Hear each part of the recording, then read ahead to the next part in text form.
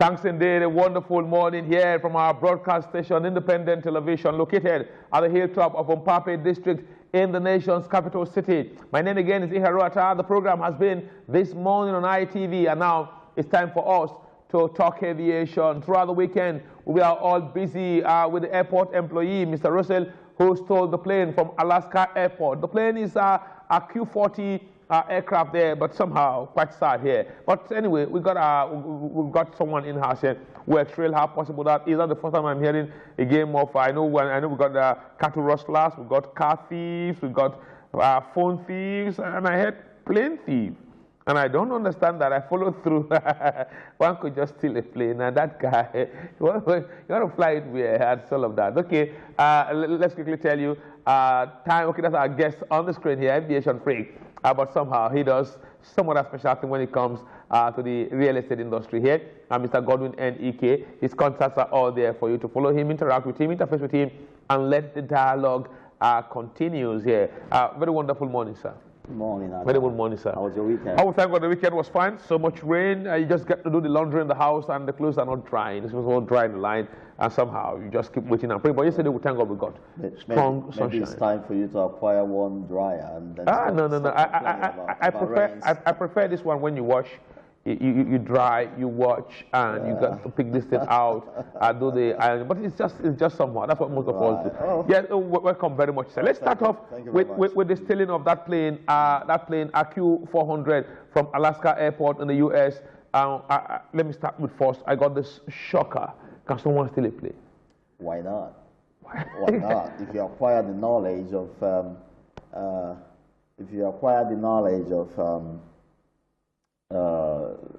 flying, either by self-training via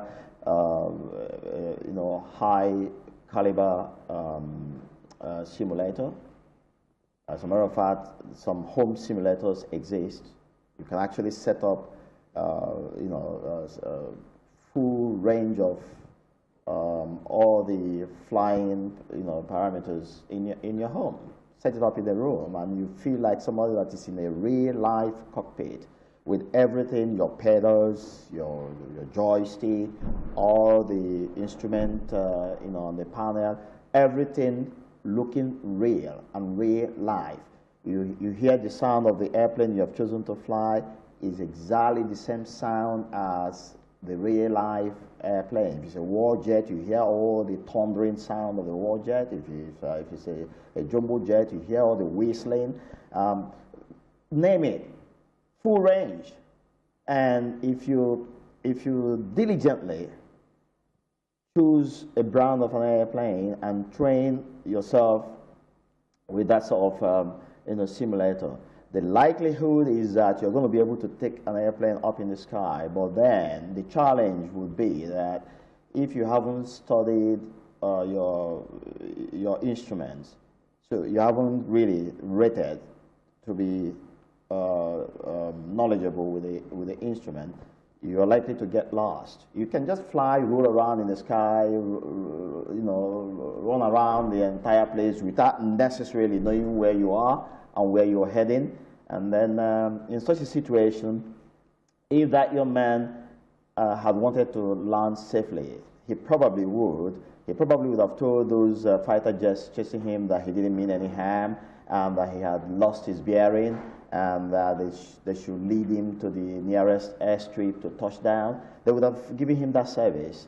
One would have been ahead of him, and another, behind and by the side. And then he would have been guided, safely to an airstrip, and he would have touched down more probably, safely if he had learned the appropriate speed needed for the landing. Let me ask you. Most of us who watch this here could not necessarily. We're not privileged to meet you very quickly to ask questions on this.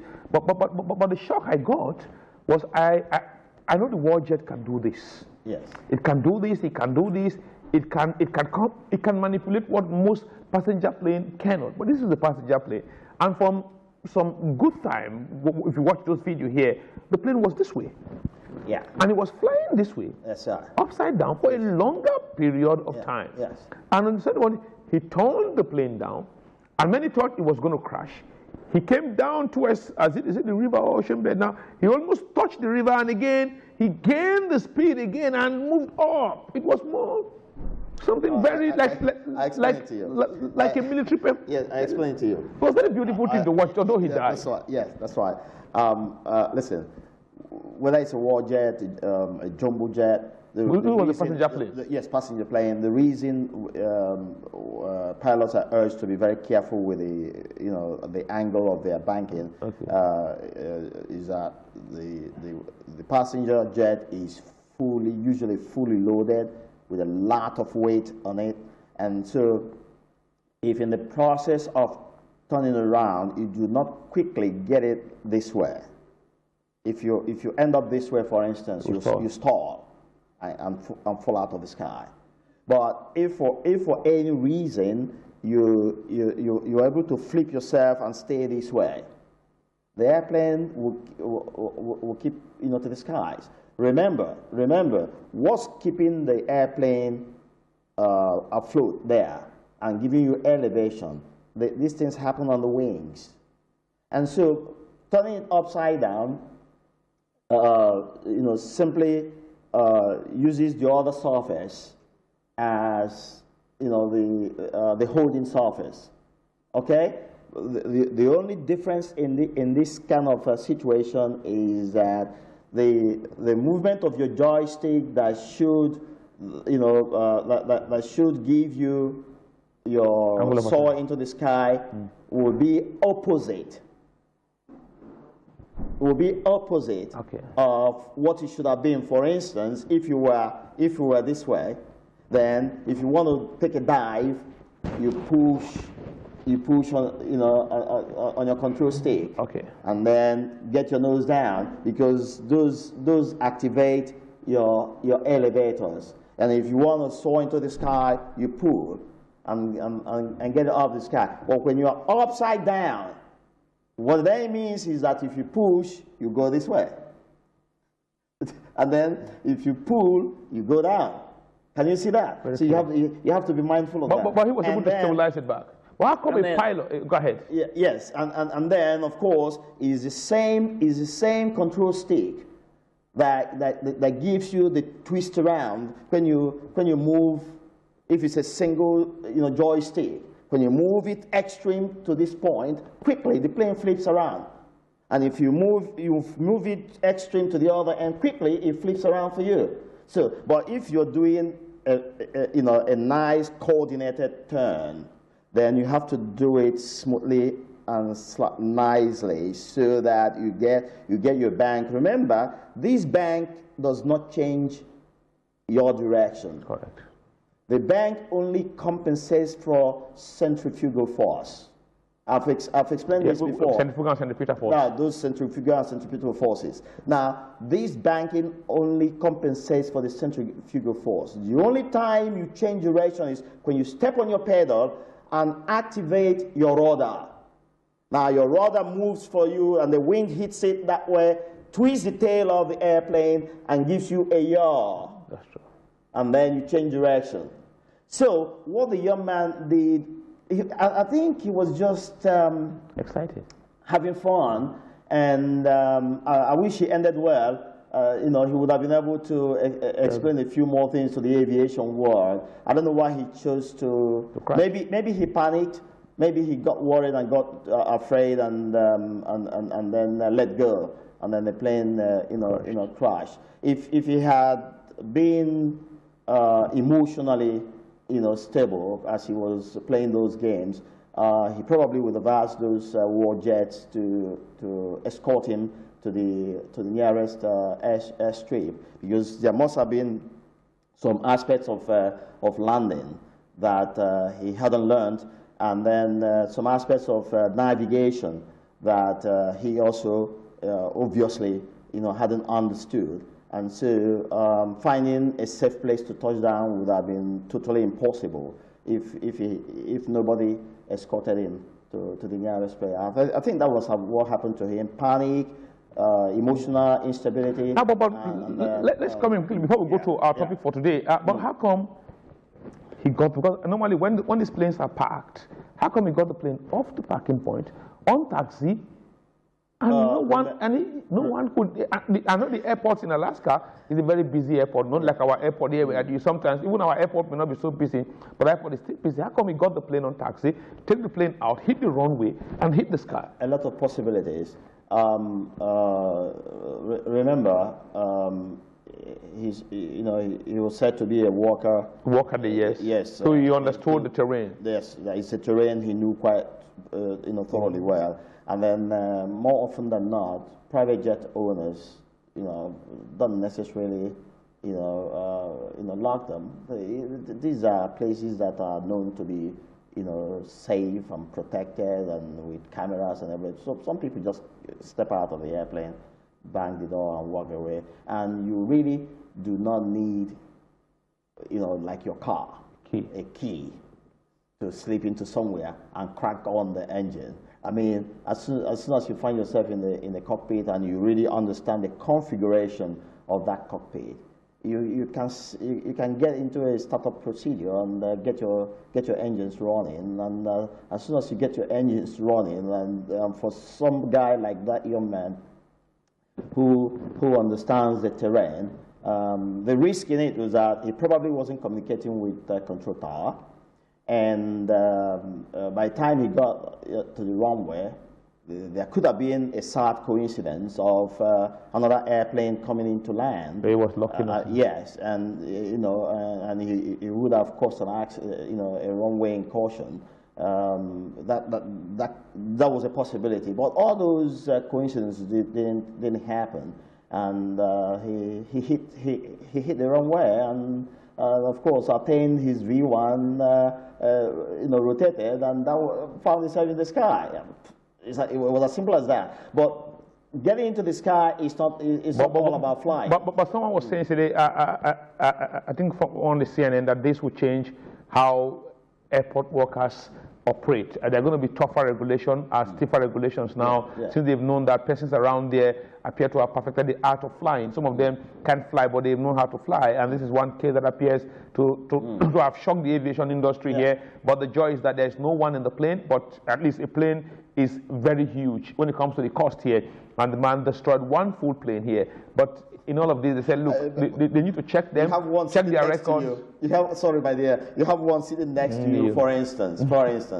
I can actually step into any airplane, start it up, taxi to the runway, hit the runway, get up in the sky. But the question is, having not received an appropriate instrument training, can I really take it to the next destination and carry out all the landing procedures, understand the wind movement? If you come up against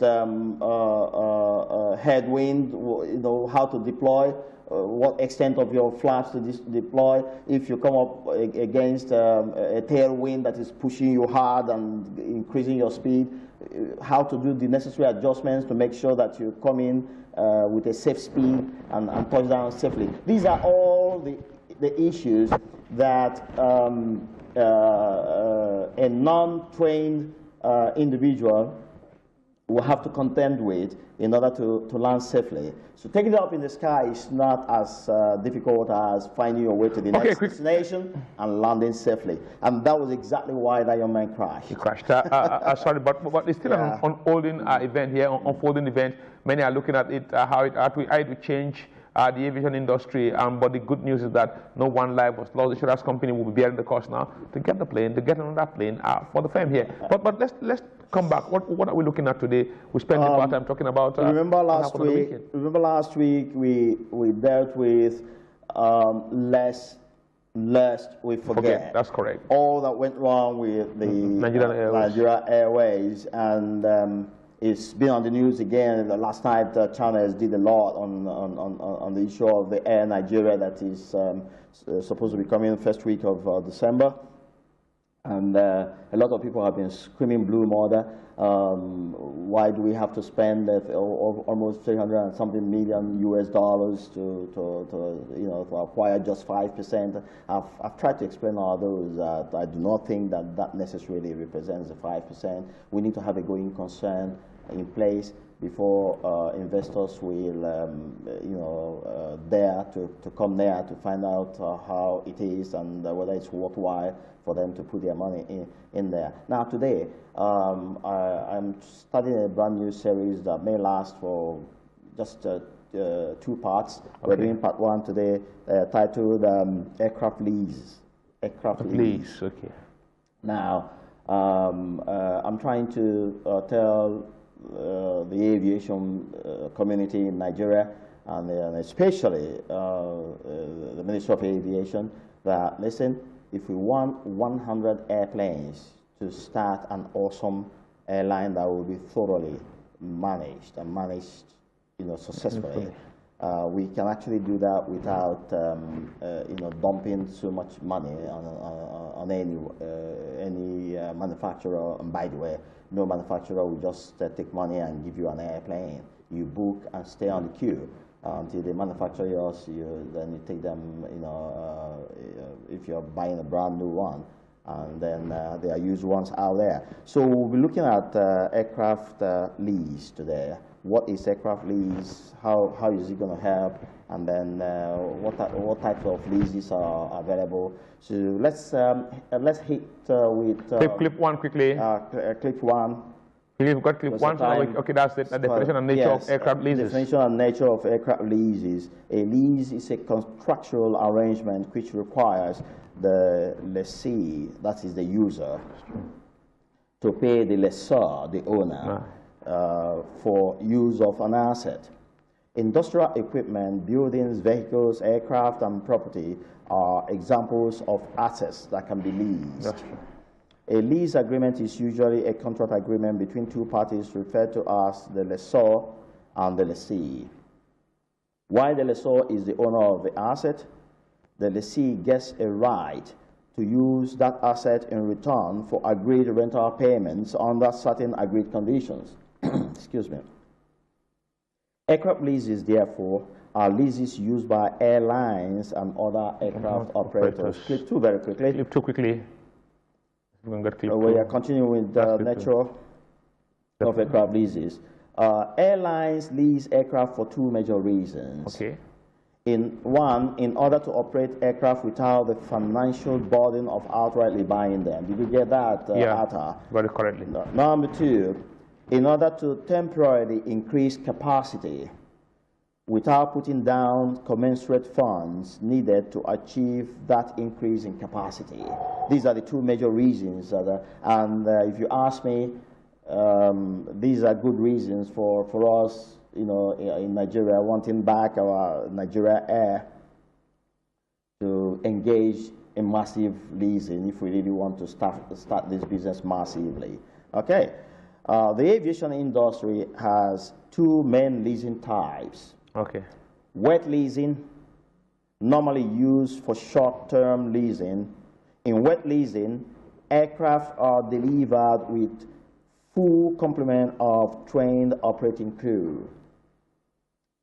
Now, you want to distinguish it with the dry leasing. Now, B is the dry leasing, which is for longer-term leases.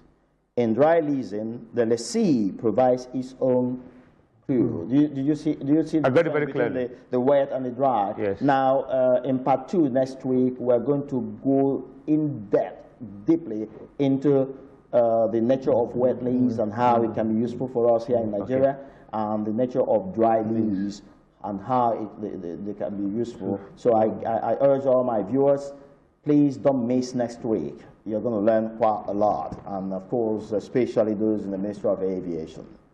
Okay, let's go to clip 3 quickly. Clip 3 very quickly. When airlines are unable to get a good deal on factory direct aircraft, you know what that means? Factory direct aircraft, that means you walk into the factory, make payment, no agents in between.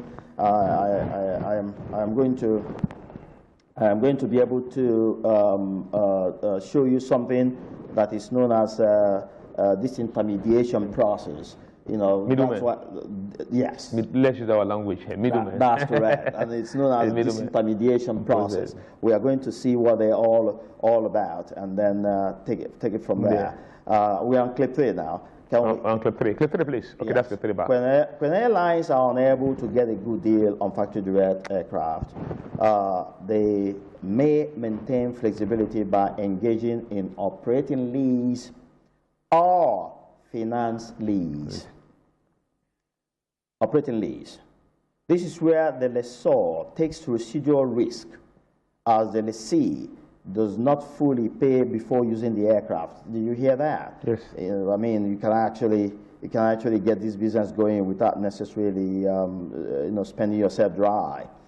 At the end of the transaction, the lessor keeps the title to the aircraft, but the lessee will have the following options: return the aircraft, renew the lease, or purchase the aircraft. Operating lease is therefore beneficial to the lessee. 4 quickly. Okay, let's go ahead quickly. Let's go ahead with 4 clips. We'll be done. We only have 5 clips, so this is actually the last one at the moment. Finance lease. Okay. Also known as a capital lease or a sales lease. In this type of lease, a finance company is usually the owner of the asset for the duration of the lease.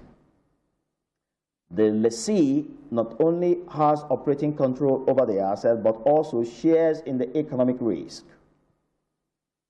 Finance lease is a commercial arrangement where 1, lessee selects an asset, 2, lessor, the finance company, will purchase the asset, 3, the lessee will have use of the asset during the lease as he pays the renters for the use of that asset, 4, the lessor recovers the cost of the asset, including profits. 5, the lessee has the option of acquiring ownership by paying the residual price. Can we go back again so that we can on this same, let's leave clip 4. Yes. So that you explain it bit by bit, because you know when you look at all of this agreement here, when it comes to aircraft leases, operating leases now, people may not understand the terminologies. Yes, yes. So that you go back again, you take your time, because you just rush through, and even for myself, always here, I'm trying to go through the, I'm trying to, where you use, clip 3 or clip 4?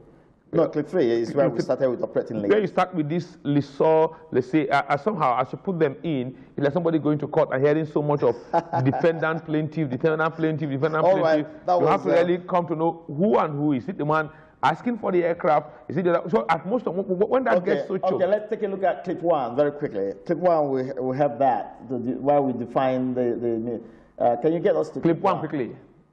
If you can get clip 1, that would be nice here. Yeah. That's clip 1. Yes. Now, a lease is a contractual arrangement which requires the lessee. Good. Lessee is the user, the person who's gone to pay rent to take the asset. Good. All right. To pay the lessor. The lessor is the owner. That like a manufacturer or a bank. I'm surprised that a lot of banks in Nigeria haven't thought it wise to go into aircraft leases. It's a whole lot of money for them. I am really surprised. You know, it's big business. Now, let's go on now. The owner for use of an asset. That's true. All right? A lease is a contractual arrangement which requires the lessee to pay the lessor. That's true. You now know who is the lessee and who is the lessor. Correct. Okay.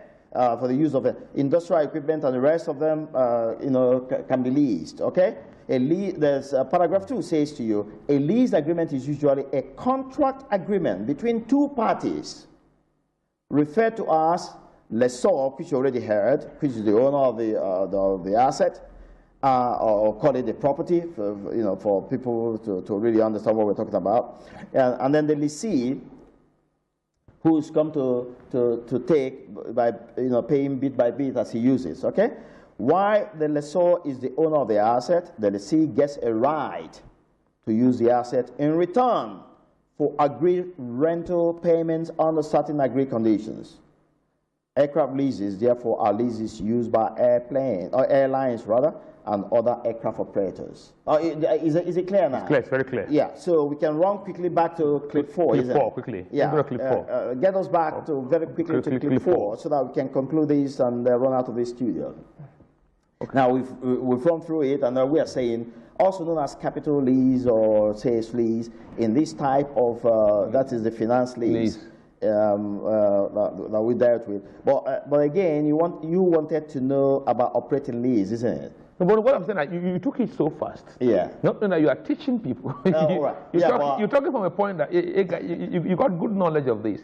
But the man who is out there listening should be able to break it down to some of the kind of things he got when it comes to hiring the car, the hire purchase. Is it the kind of car lease you talk about here when you go pick up a taxi, use for job, what they call you balance the owner in our language now, balance and carry?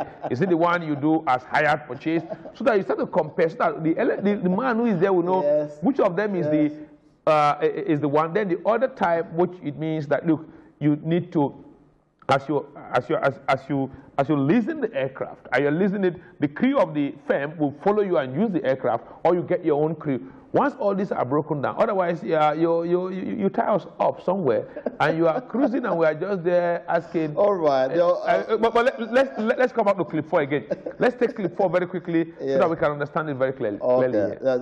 Well, if you do not really get clip 3, the second paragraph, it will become a little difficult for you to have a basis for comparison. Let's, so sorry, my dear engineers, get us to clip 3. Let's look at something very quickly and see if we can do that more slowly. And yeah, 3 is on the screen right now. Paragraph 2 is saying operating lease. Fine. Now, this is where the lessor takes residual risk, and I'll explain all those now very quickly, as the lessee does not fully pay before using the aircraft. You see, when you say operating lease, it's simply saying that you can actually walk up to a manufacturer if they have an airplane that is not due for delivery to anyone.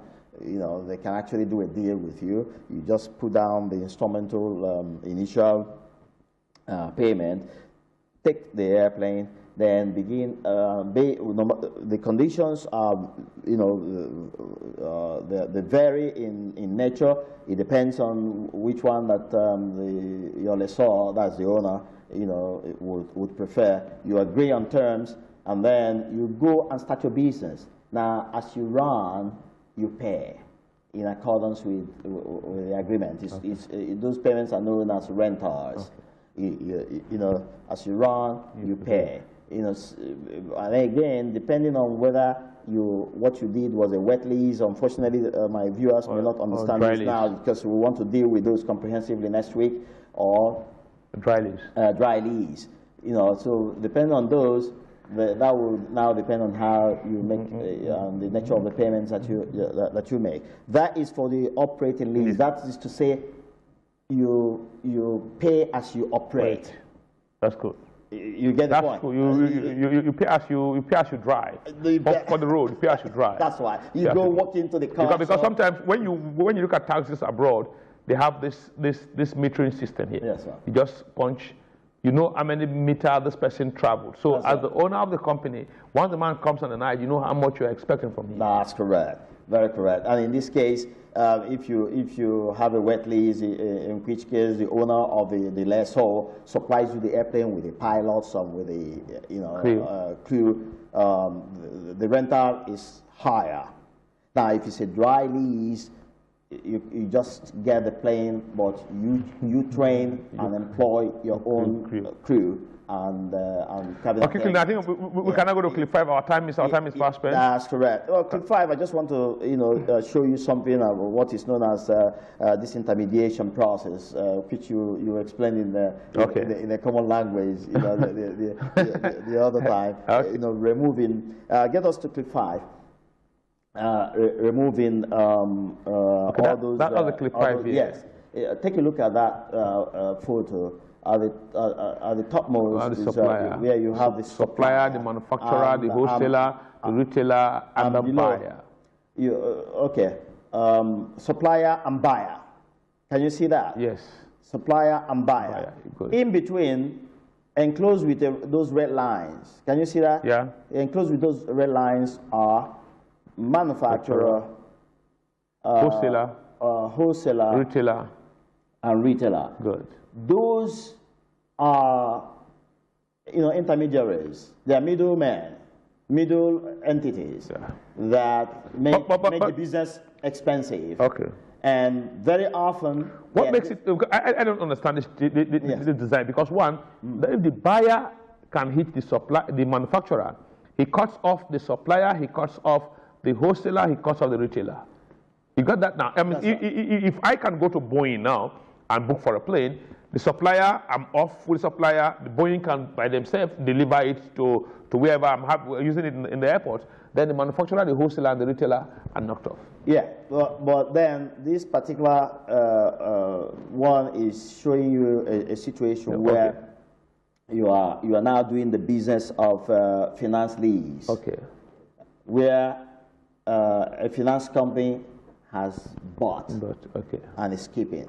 All right, but then you do not want to go through agents to get this job done. Okay. So you can very successfully cut off those individuals within the red circle, and then deal directly with the person that is supplying you, who who has already bought, and who is the finance company. Okay. So I mean, once the person owns it, the manufacturer is gone, the retailer is gone, the wholesaler is gone, and you just go in and say, hey, guy, you got a plane, I need the plane, can we talk? That's correct. Okay. That's correct. Got that. That's correct. And then he gives you his conditions and the rentals, and then if you agree, you are good to go. It's a far cry from going out there to put down cash for a brand new airplane to start business that you don't even know whether you're going to do well or not. Okay, quickly. What are we looking at for next week here? Are we still going on the lease? Part two of aircraft lease, and that is going to. I'm urging my viewers to please make it a day next Monday. God keeping us all alive and healthy. It will excite you. We're going to be looking at wet lease and dry lease in a more comprehensive fashion. And you see, because those conditions for leases, if not properly are tightened up somehow, it can become a case of litigation. That's correct. That's correct. They have to really be. This is something that Ministry of Aviation should actually be paying money for. But they are getting it free, courtesy of ITV and my humble self, and Atta, your humble self. Thank you very much. Yeah, and it's huge money they should be paying for this, for the consultancy leading to this. But guess what? We are having fun, educating a nation that we hope we get better and better. Okay, thank you very much, Mr. Godwin N. Ike, simply referred to as God Ike here, very popular. He is an aviation freak here, believing that if we must fly in the sky, we must fly safely. He will always tell you that the aircraft is a very faithful machine here. Very faithful machine. Absolutely. That the only problem we got here is the human operators. That this machine is a faithful machine. The machine is going to crash. We give you sign. Look, hey guy, it's a problem here. But somehow, you know, the issue of in our language, make a manager. No worry, God, they let us pray. God, they let us pray. Thank you very much for coming on the program. Thank you, my brother. Thank you very much. Thanks, okay. And let's do it again next Monday. Okay, thank you very much. Next week, Monday by 8 a.m., we'll be back doing it the same way, talking aviation here. We'll take a break. When we return from the break, we would continue with the program this morning on ITV.